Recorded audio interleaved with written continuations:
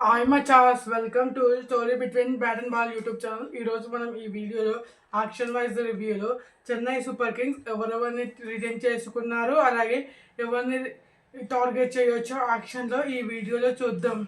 First thing, Dhoni ఈ season కూడా ఆడుతున్నారు. 2026 ఐపీఎల్ సీజన్ ఆడుతారని న్యూస్ వచ్చింది. ఇది కన్ఫర్మ్ న్యూసే. అలాగే రుతురాజ్ గైక్వాడ్ ఈ సీజన్ కెప్టెన్ అతనే ఉంటారని న్యూస్ కన్ఫర్మ్ చేశారు వాళ్ళు సిఎస్కే మేనేజ్మెంట్. అలాగే చూద్దాం ఎవరెవరిని రిటర్న్ చేసుకున్నారో, ఎవరెవరిని టార్గెట్ చేయొచ్చో చూద్దాం.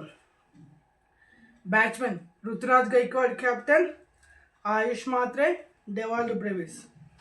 Wicket keepers MS Dhoni, Sanju Samson and Urvil Patel. Allrounders Shivam Dube, Jamie Overton and Ramakrishna Ghosh.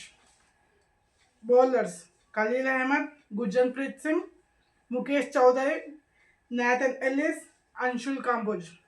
Spin bowlers Noor Ahmad and Shreyas Gopal. ఒకసారి ఇప్పుడు చెప్పిన పేర్లతో ఒకసారి ప్లేయింగ్ 11 చూసి ఎవరెవరిని టార్గెట్ చేయొచ్చో చూద్దాం. ఓపెనర్స్గా నాకు సంజు శాంసన్ మరియు ఆయుష్ మాత్రే ఉంటే బాగుంటుందని నేను అనుకుంటున్నా. లాస్ట్ సీజన్ కూడా రుతురాజ్ గైక్వాడ్ నెంబర్ 3లోనే ఆడాడు. అలాగే నాకు కంఫర్ట్గా ఉంటుంది, నెంబర్ 3లో అయినా కంఫర్టే, ఓపెనింగ్ అయినా కంఫర్టే అని చెప్పాడు. కాబట్టి రుతురాజ్ గైక్వాడ్ నెంబర్ 3లో కంటిన్యూ కావచ్చు. ఓపెనర్స్గా ఆయుష్ మాత్రే మరియు సంజు శాంసన్ ఉండే అవకాశం ఉంది.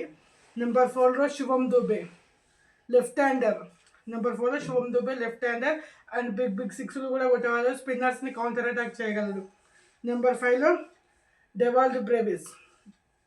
డెవాల్డ్ బ్రేవిస్ ఎంత డిస్ట్రక్టివ్ బ్యాట్స్మెన్ మనందరికీ తెలుసు. నెంబర్ 6లో ఖాళీగా ఉంది, ఎవరు లేరు. వాళ్ళ దగ్గర లాస్ట్ సీజన్ వరకు రవీంద్ర జడేజా ఆడేవాడు, కానీ ఇప్పుడు ఎవరు లేరు, అది తర్వాత మాట్లాడదాం.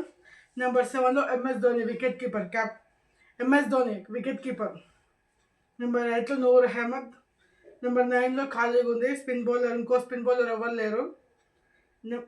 శ్రేయస్ గోపాల్ ఉన్నాడు, కానీ అతను 2018-2019 అప్పుడు మంచిగా స్పిన్ వేసేవాడు, కానీ ఇప్పుడు అంత ఫామ్లో లేడు. కానీ అతను పెట్టుకునే అవకాశం లేదు, బ్యాకప్గా ఉంటాడు నూర్ అహ్మద్కి. నెంబర్ 10లో ఖలీల్ అహ్మద్. నెంబర్ 11లో నేథన్ ఎల్లిస్. ఇంపాక్ట్ ప్లేయర్గా అన్షుల్ కాంబోజ్ వచ్చే అవకాశం ఉంది. నెంబర్ 6లో ఎవరిని టార్గెట్ చేసే అవకాశం ఉందంటే, ఫస్ట్ కనిపిస్తున్న నాకు మంచి ఆప్షన్ కెమెరాన్ గ్రీన్ మంచి ఆల్రౌండర్. నెంబర్ 5లో లేదా నెంబర్ 6లో వచ్చి బిగ్ ఫినిషింగ్ చేయగలరు, 6లు 4లు కొట్టగలరు. అలాగే 2 నుంచి 3 ఓవర్లు బౌలింగ్ కూడా వేయగలరు. అలాగే హైట్ ఉంటాడు, బౌండరీ లైన్ కాడ మంచి క్యాచ్లు కూడా పట్టగలడు. అతనికి కేకేఆర్ నుంచి సిఎస్కే నుంచి మంచి పోటీ ఉండే అవకాశం ఉంది. 25 crores దాకా వెళ్ళే అవకాశం ఉంది కెమెరాన్ గ్రీన్.